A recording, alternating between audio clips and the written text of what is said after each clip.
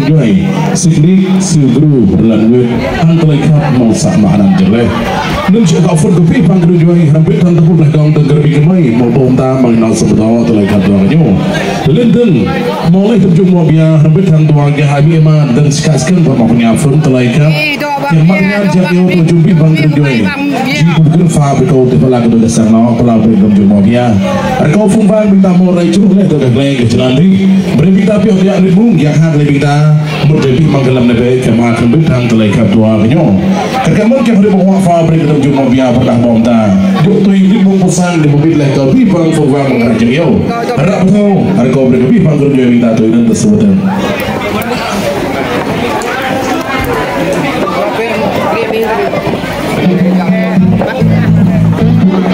xin gửi chào tới toàn thể quý vị quan khách đã và đang hiện diện trong buổi tiệc hôm nay.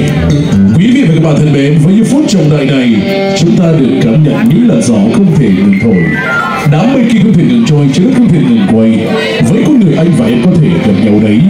và ai thì vui khi lần đầu gặp gỡ, ai chắc